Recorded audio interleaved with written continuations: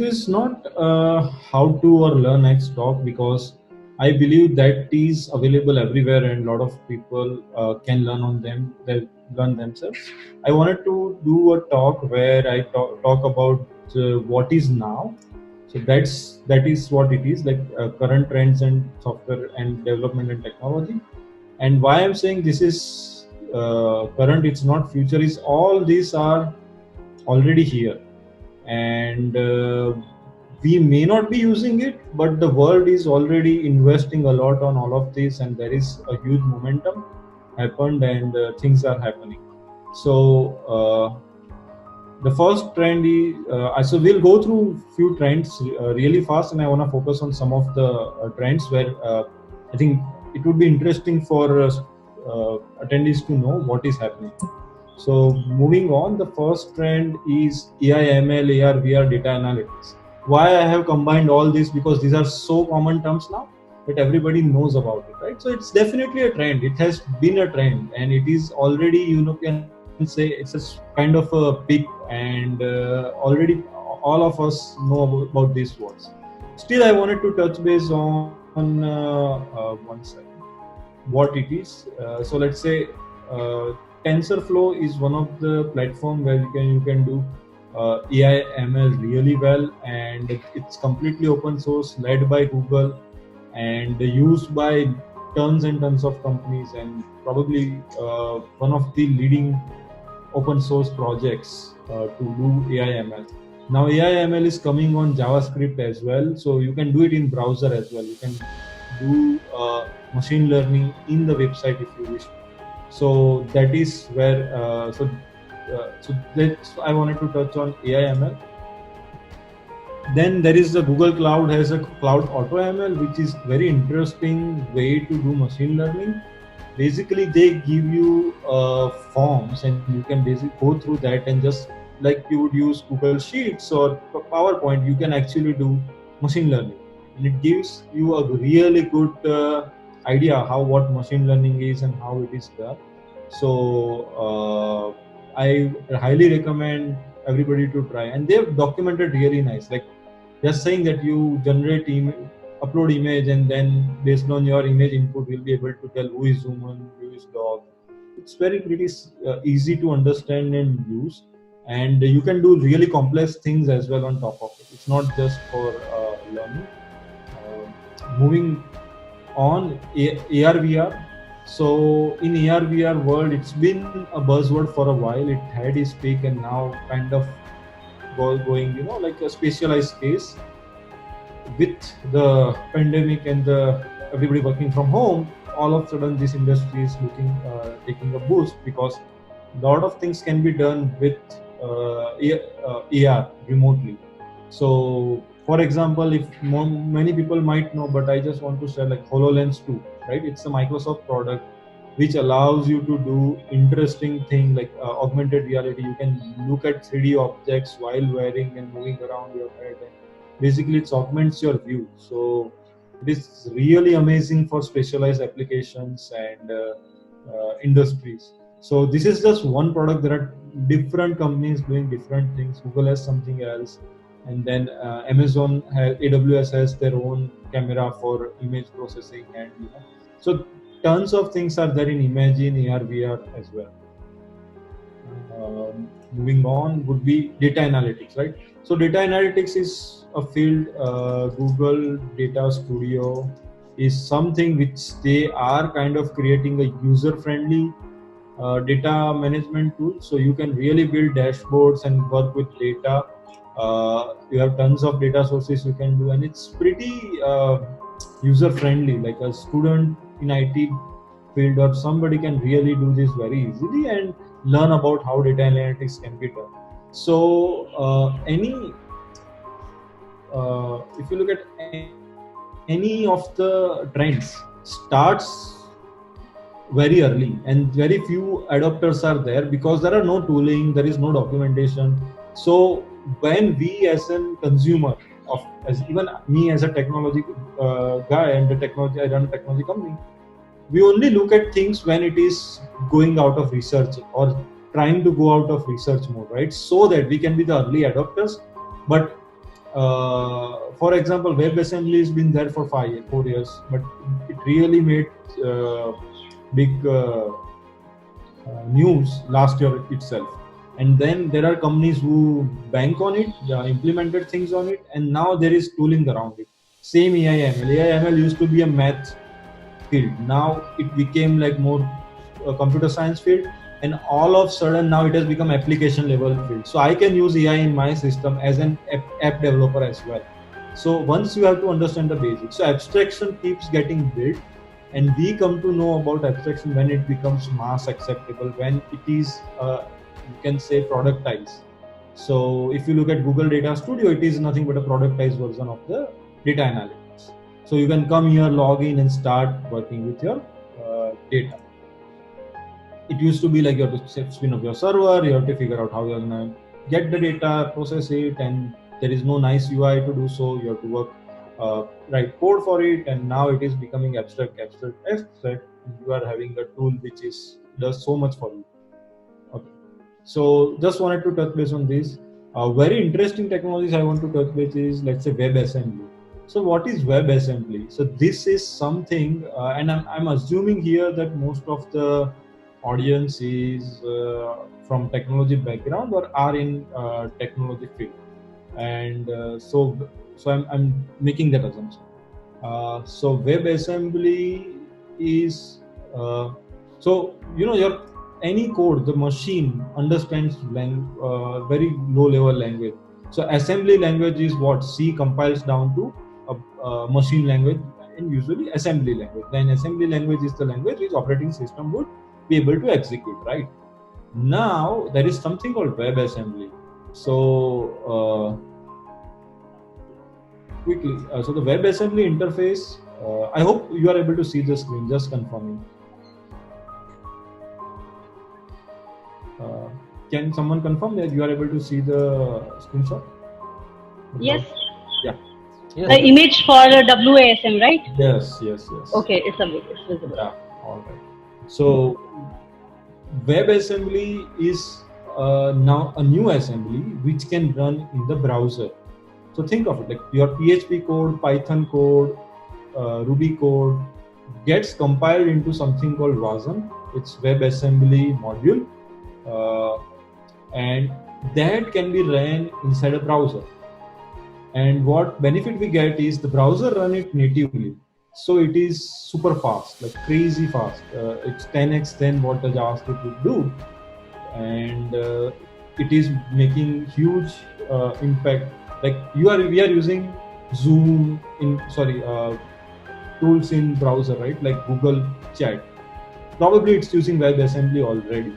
We don't know. So there is another screen where you see C++ code. You basically compile into WebAssembly module. Then you put it in your HTML page, and you have WebAssembly code, a C++ and C code running inside your browser, and along with your JavaScript code. So you basically, people have built Linux in browser as well. Like they took the Linux code, compile it with WebAssembly, run in the browser, and you have Linux in the browser.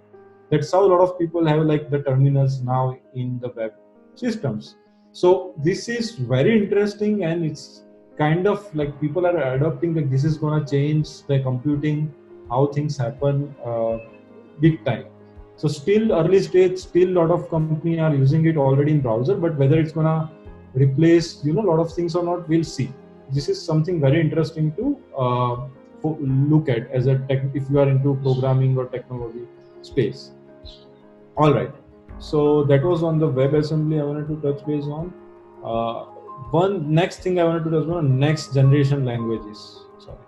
So let's look at Stack Overflow. So Stack Overflow is the platform for where most of lot of developers go and ask questions, get solutions, and so right now, so this is very interesting for everybody to look at from technology, what's happening in the world. So they do a yearly open-ended survey with developer, and a lot of millions of developers actually fill this survey, and it gives you analytics.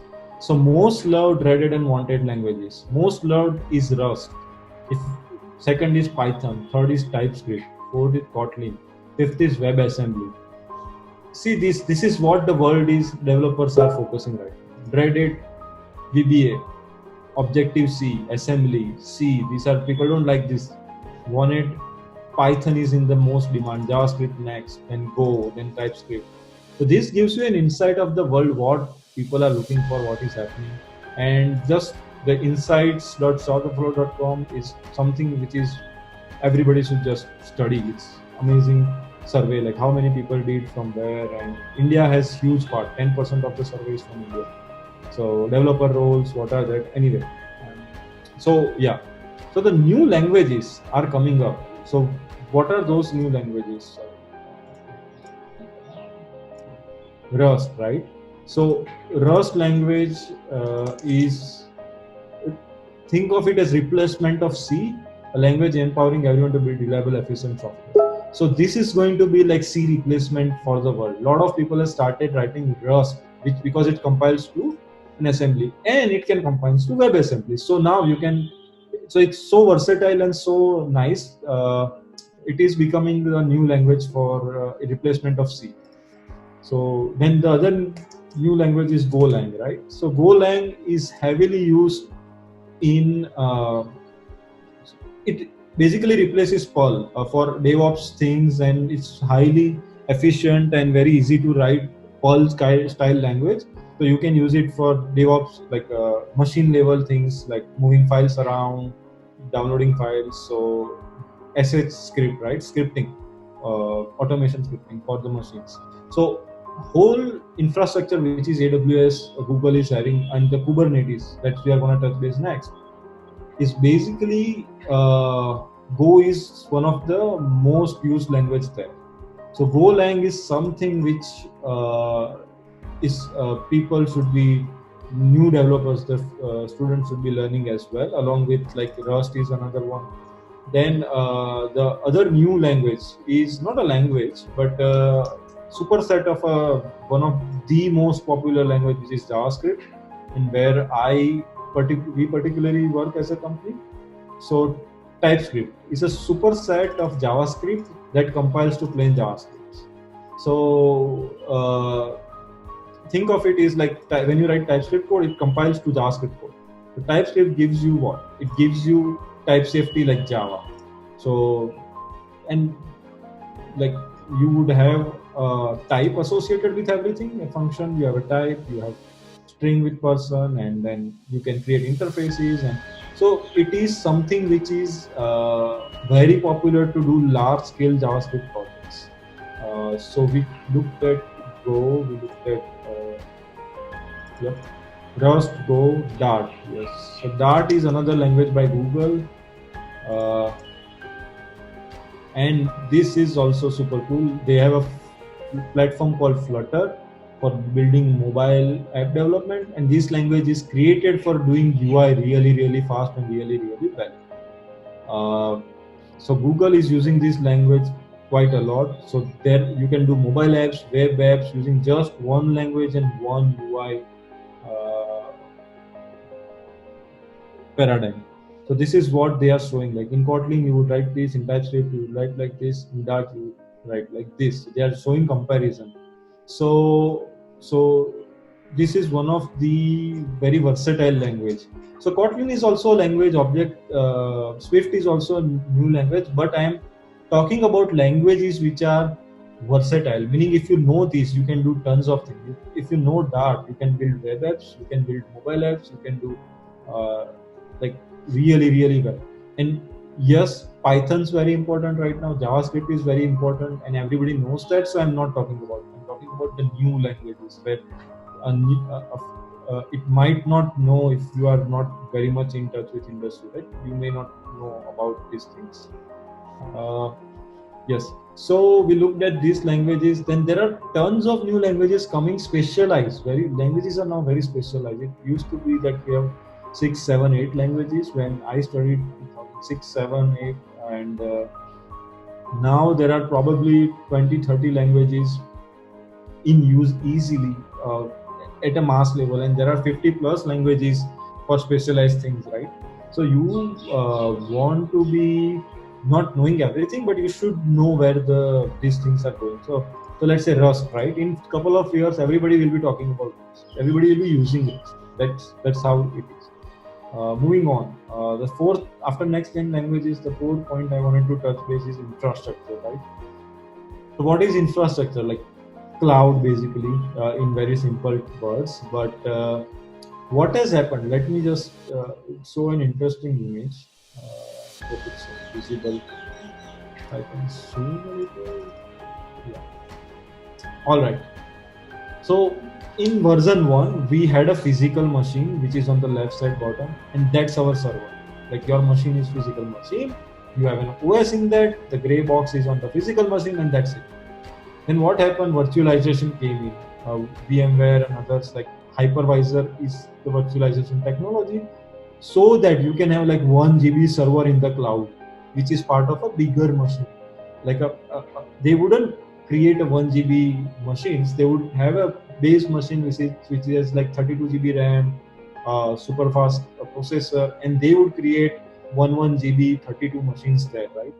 So that's and of course I'm just talking in very abstract, like simplified terms. There is tons of things happening behind that, but just as an overall understanding, that's what is happening. That you have physical machine, and then you have virtual machines on top of that. And to do stuff like these are virtual machine 1, virtual machine 2, virtual machine 3, and virtual machine 4 on the left side of the part.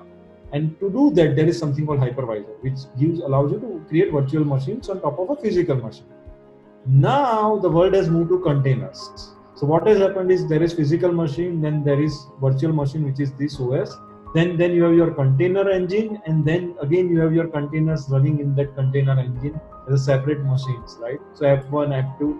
So think of the world creating abstraction on top of abstraction on top of abstraction. Right now, when I start a project and I create a backend server, I am working here, the fourth level of abstraction. So physical machine, virtual machine, container, and then my app. So think of and if you are able to understand this, great. If not, don't worry. I'm just trying to tell you that things are becoming abstract and abstract.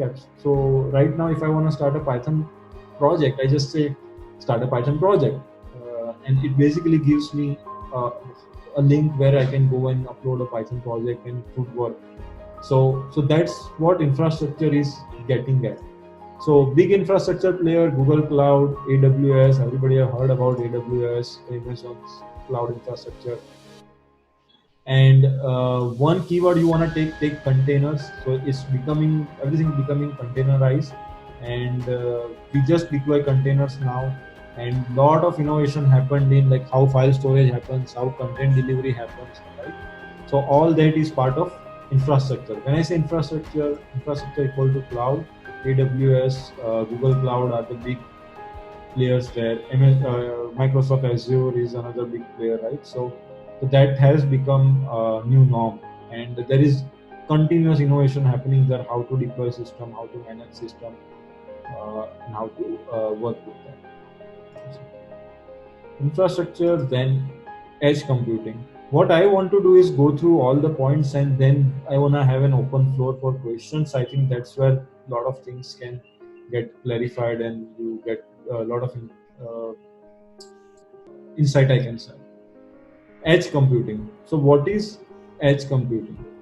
Well, edge computing meaning that, so when you think edge computing, you think IoT. IoT is Internet of Things. So think of now you have small devices like AC is connected to internet, your car is connected to internet. So, and then you have smart speakers which are connected to internet, you have lights which are connected to internet. And I am again using very simple terms. IoT has much more depth to it in industries, in real world, but I'm just making it very understandable, right? So those things are all connected. That's Internet of Things. And edge computing is, I would say, a parent of that. One is IoT. Edge computing is, you can say, distributed computing on a new norm. So one of the cases, let's say Tesla car. Everybody has heard of Tesla electric car, I hope. In that car, basically the whole car is autonomous drivable, like it drives itself. So and in US it actually got launched in certain states, and people are driving, like they don't drive car, they just sit in the car and the car drives itself. For that they have supercomputer there, but again it's an edge computing because they upload tons of data to central server for processing to do a lot of things. A lot of factories have huge amount of edge computing, meaning that think of this phones are here, but think of it like some devices are your fridge, and then there is a local computer which has a logic to manage all this, and then that reports to the cloud, the main computer. So the decision happens at the edge really fast. It stores data at the on the edge really fast. So the car has an edge computer which has hundreds of sensors reading that, making decisions about driving the car, and only uploading a subset to the cloud about for like how much car driven or whatever information that computer wants to pass on.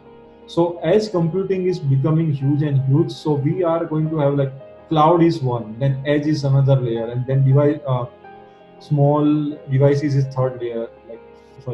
Small IoT devices is third layer, and then actual user would be using those things. So layer upon layer is getting built in as an edge computing. So that particular architecture is called edge computing, right? And then there are frameworks and things like you can say guidelines how to do that, and available around edge computing. And almost every industry is affected by this, and people are doing a lot of innovation here. Next is low code and RPA. So these are quite new terms. This is not a technology. This is like, it's basically fundamental. Like cloud computing is never a technology to start with. It is a generalized term for certain things of use, because before cloud we had VPS, virtual I don't even remember, virtual private servers or something like that. So VPS was kind of cloud, but cloud word came in and generalized few things and said like this is how you should do things in cloud, and that it becomes like a term and a phenomenon like cloud. Like the same way, low code and RPA are the terms which are getting popular more and more. Low code is basically a platform. Let me see. Yeah. Where you would have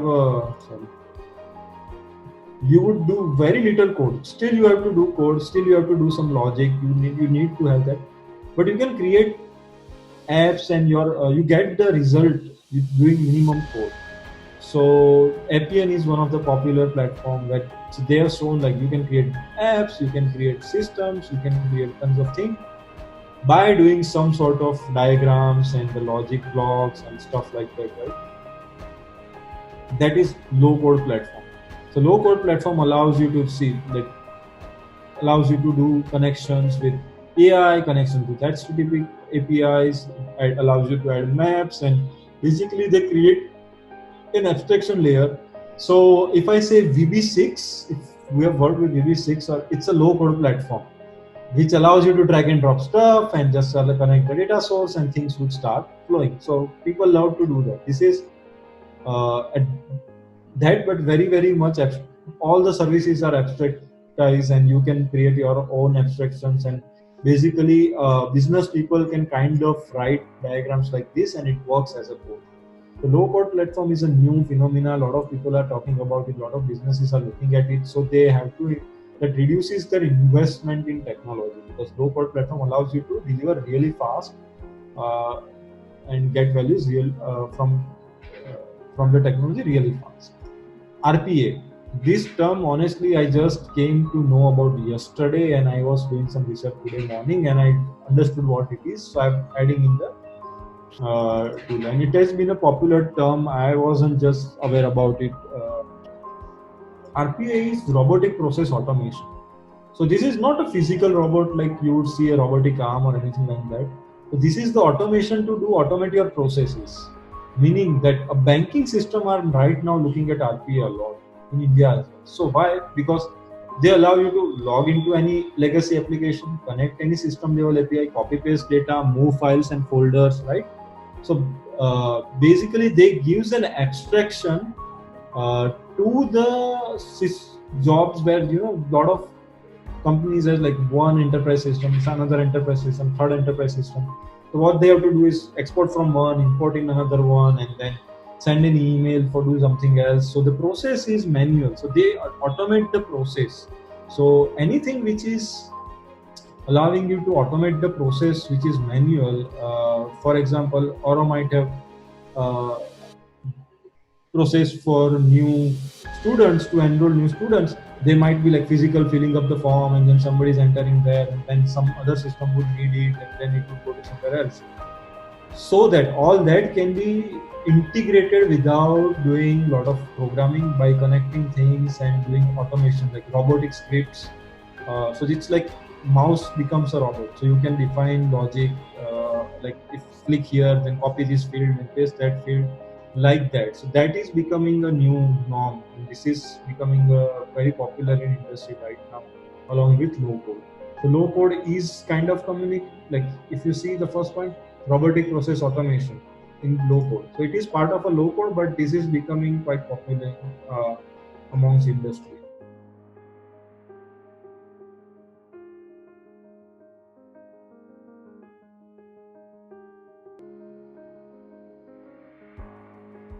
Questions, and if you want particular point to be, you want more information, if you panelists, if you feel like I should explain more on one of the topic, let me know, or we can take the questions and we can deep dive on questions we get.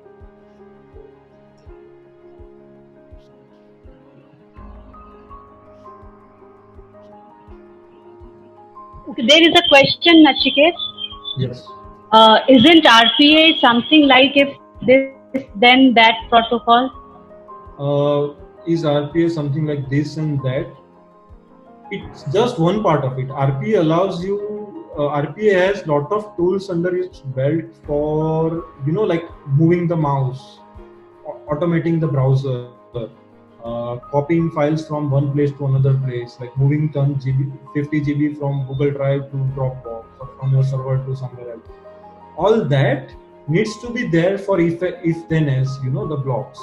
So RPA is not just that. It's of course that visual drawing helps you connect things, but until you have the basic blocks, which are like moving files from one server to another server, and logging, browser automation, and old desktop app automation, like opening an app, clicking on the first menu, copying stuff, moving, you don't get full RPA. I mean, again, RPA is a paradigm. So a lot of things can be called RPA, a lot of things, it's gonna be a gray area, like cloud or any, the consumer or the, you can say, marketable term. I call them marketable terms, like low code RPA, or even AI ML, is like people can use that to market their product very easily, just by using something which is ready. You say, okay, we are AI enabled. So, but yes, it would come under RPA. It would also come under programming. So it's just one part of RPA. There is another two questions are there. What are the advantages of cross-platform development over native development? Can you please also explain limitations of it? Sure, great question. So we are very heavily invested in something called React Native. So React Native is a cross-platform for building apps. Cross-platform development for building apps, right? So you can use JavaScript to write apps which runs on iOS and Android, right? So it has the benefits. What are, one second. Advantages, yes. The advantages is that you get to use one language you know well, and you get to deliver really fast. Why we use it? It's not that we don't know Android and iOS native development. You have to know the basics anyway, because once you are stuck here, you have to go low level, which is the native development layer, and fix that. So, but it gives you ability to write really fast code because you are writing one code base. And you are doing that. So React Native is one. We are experimenting with Flutter right now, which is from Google, to design their more UI intense oriented and really fast development they provide. So all that is possible, and those are the advantages. Like with a small team, you can build really fast. You can launch. You can have one set of team doing most of the things.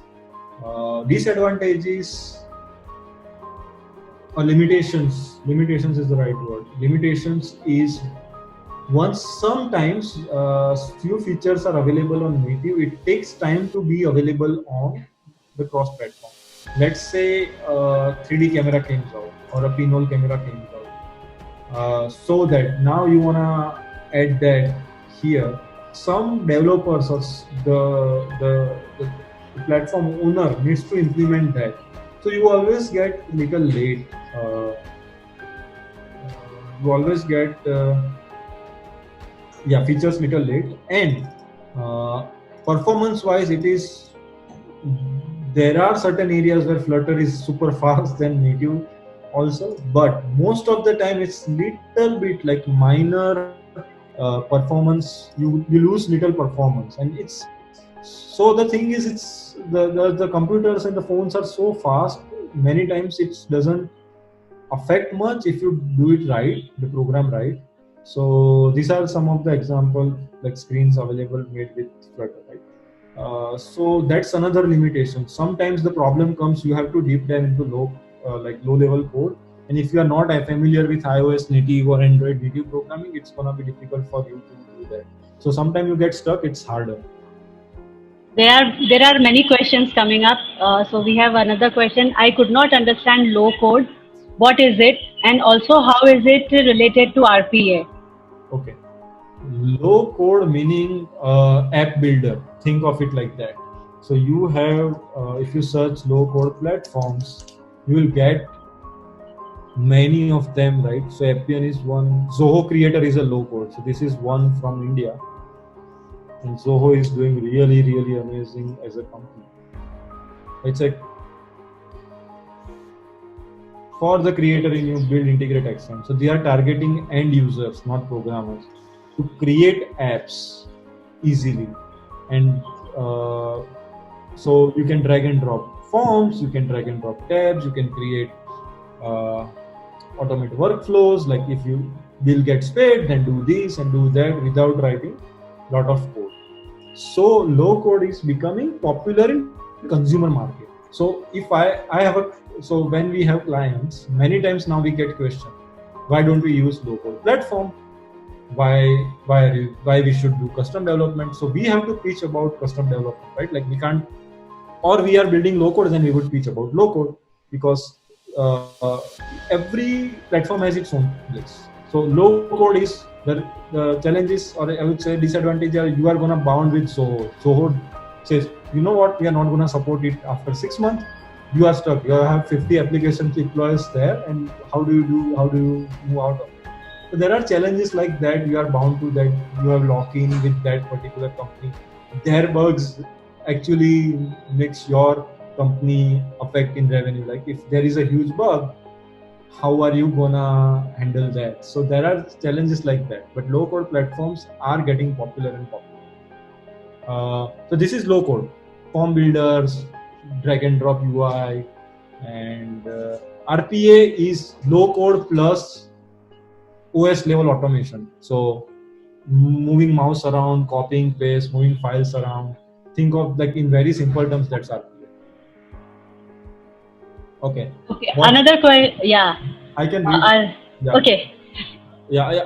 I mean, I'll read so you don't have to wait for. Great. What's the future of Flutter? I don't know, but what I feel like is it has become a very mature platform. I was waiting for it to be mature enough so that we can build client apps, because Google has tendency to close their efforts very fast. Like they teach their products. No, like you are thinking, yeah, I'm gonna learn this and I'm gonna use this, and all of a sudden Google said, you know what, we are not gonna invest in that anymore. They have done that many times. So I always be extra careful when there is a Google technology, because they change at crazy speed, and you have to support that. But Flutter has become very mature. It is the language it uses Dart. So Dart Flutter combo is getting popular and popular, and we are right now, as we speak, building one app in Flutter and experimenting at whether to build an app for client with Flutter or not. So Flutter's development, for me, it looks really solid. Like if you are want to do Flutter, go there and try to learn Flutter. Next is this a good time to adopt these technologies, or we should still wait to let this technology be a little more stable? One suggestion to students or the freshers is take only one technology. Don't get overwhelmed by where the world is going. If your interest is AI ML, do Python. If your interest is app development, do Flutter or JavaScript. Now JavaScript has wider audience, but if you want to be doing something new, do Flutter and Dart. So you have to learn Dart and Flutter and take that and do that. If you want to be like more on low level programming, do like C, and you like to build like drivers and integrate electronics in machines and stuff like that, do Dart. So, and if you are into infrastructure like cloud infrastructure, learn Go. So every language has its place. Just learn one which you like to start with, and the essence is to learn how to learn fast. I always say this to everybody. As an IT professional, the one thing you should do well is learn how to learn fast, because things change up and down every 6 months, 1 year, new things come in. So I have at least 2 hours a day learning things kept aside. Why? Because I know I need to learn for my life if I want to be relevant and making an impact in the world. Yep. So that should answer the question. It's all of what I have showed is stable. It's in production, in use by multiple companies. I'm not showing something which is very new, especially because I know like audience will look up these things and maybe try this, and so everything is stable whatever I have shown so far.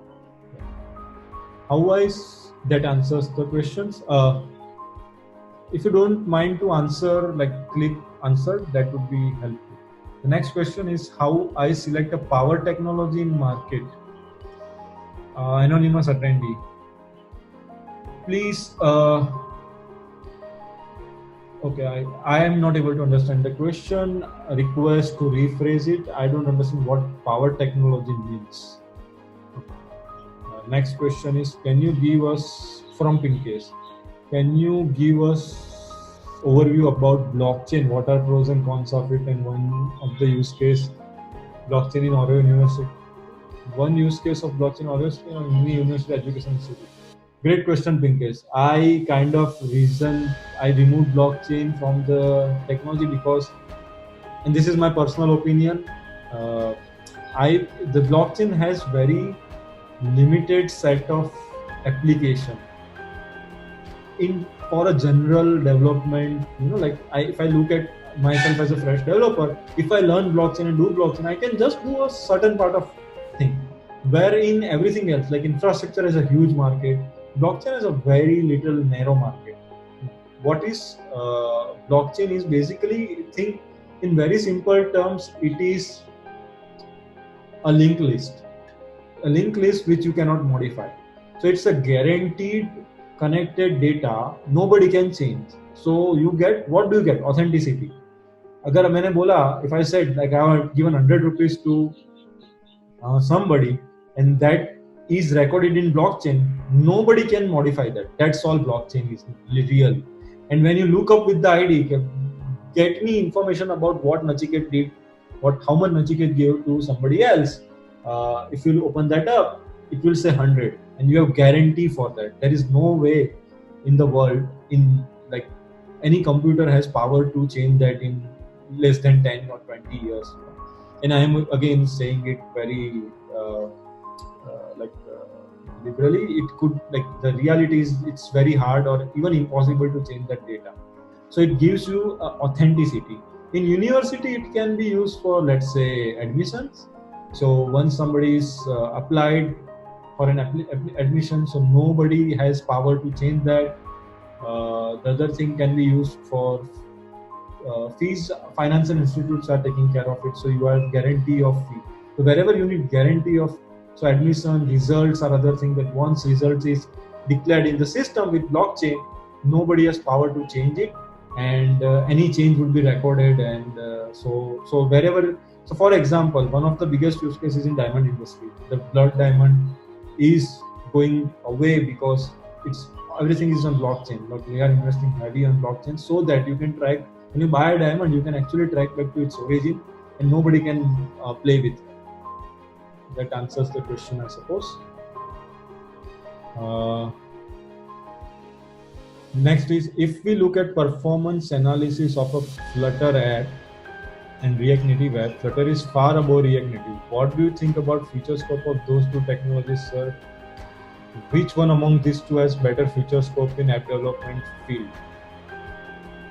Well, again, performance is relative term. Performance in terms of what?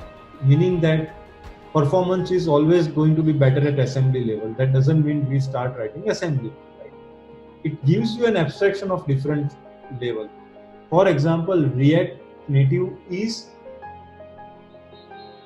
from my experience, is somewhere around 10 to 15% smooth, like performance problem, and that is always on the low end form. Both of them provide 60 FPS speed, right? So that is like your human eye cannot see more than 60 FPS. The new iPads are 120 FPS. This is just crazy. Like when you move around your finger really fast, the screen moves at the same speed. That's the FPS. And both of them are right now neck to neck. There is no visual impact on the performance if you do Flutter or React Native. And both of them are improving their own way of doing, like, performance, right? So the bigger question here is not performance, like what your team and what you are capable of. If your team is JavaScript heavy, your server is written in Node.js or something like that, like we do, we prefer React Native. We can share code really fast. We can even write web code which is on the mobile as well, which is running on the mobile. And even that same code could be on the server doing the validation. We just write one validation which can be used for server, web, and mobile. So think of those are the benefits you get. So when you do, let's say, Dart, the Dart you can't run on server, so that you are going to be writing two languages. So it's pros and cons. Right now there is no not as big difference as you can say. There was something called Cordova, Apache Cordova, and Ionic, which runs the app as a web view. So it's basically a website in an app. That and React Native and Flutter is very huge, vast difference. And both of the technology are heavy. So how do you know whether they are better or like future scope, right? Who uses it, how much they are using it right now and plan to use it? That's what you can look at and you will know about it. Basically, React Native is heavily used in Instagram, Facebook. These apps use React Native. Airbnb was using it. They switched to native development for different reasons. Then Tesla whole app is built in React Native. So when there are these big companies investing in that, the Facebook is not going to keep anything to like chances for performance. So you don't have to worry about those technologies which is currently used by big giants, because they are going to support that no matter what. Same with Flutter. Google is doing a lot more on Flutter. So same way, you can always look at that and bet your time and energy there. So don't do Cordova, right? Nobody is using Cordova. Even Apple iOS has said they are going to ban apps which are using web views a lot. And of course, they have given alternatives, but it's just not right in 2020 to write web apps which are in Java, HTML apps for mobile. Next question is, how the COVID-19 pandemic is impacting software development hiring medium? So I would assume the question is COVID-19 pandemic impacting software development, like software developers are getting hired or not. That's what I'm assuming, right? That's the question. And I'm going to answer that is, honestly, the impact is not, from my knowledge, is not that big right now in IT industry, but impact is going to be visible afterwards, I feel like. And if things doesn't get back to full swing, there will be an impact, overall impact in IT industry. Right now, if company wants to modify themselves to be better, like work from home, they need IT. IT is essential for businesses to transform from physical to work from home, from physical to more digital. So IT is having huge demand right now, but moving forward, I don't know, like nobody knows. The world will tell you. But we, as an IT industry, are one of the industry which is not impacted much. Thus, budgetary restriction is the reasons why businesses opt not to implement RPA.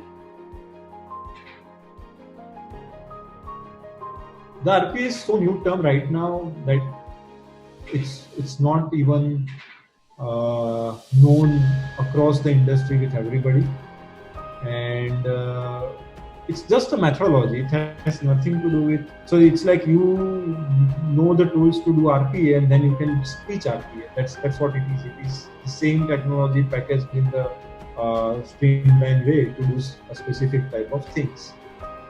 Next question is from Hardik. What are your views over desktop app development framework like Electron.js? Is JavaScript set to occupy desktop app development too? Nachiket sir. Yes, sir. Sorry to interrupt you, sir. Actually, we have only 10 minutes because from 10 a.m. another webinar is going to start.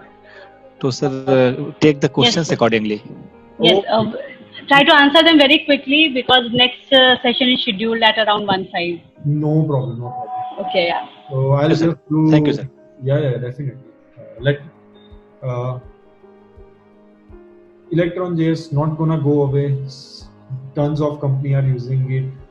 Always there will be a native app space, and both will have its space. If that answers your question. What are the highest paying skills in IT industry? Asked by Om. It changes every few months. So right now, Python. Look at Stack Overflow trends, and you will know.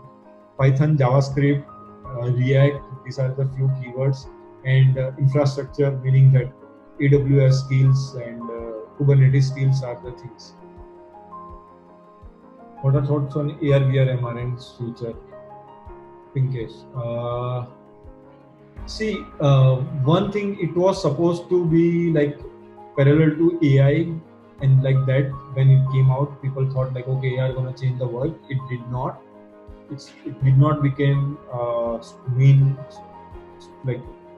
it did not become mainstream, but it doesn't mean it will go away. It will have its place. It's just taking more time because the hardware is not there. If you know, Google Lens came out and it was a failure. If that was AR technology, right? So until those things are hardware is really good, we don't know. So next is, please elaborate on application of WebAssembly. Any example of implementation? Great question. Look at Figma.com. That's Figma.com. This is, and I have my projects open. Let's look at one. So this is the live example. This is a complete. We are not able to see your screen, Nachiket. Oh. You have to share it. Okay. This is Figma, right? And it's a complete editor tool, like designing tool in browser. Crazy fast. You can't have like this fast tool at all. It never had this fast tool. Nobody had it. It can do tons of things. Live editing is there. This is completely WebAssembly. Look at Figma.com if you want to learn more about it. Okay.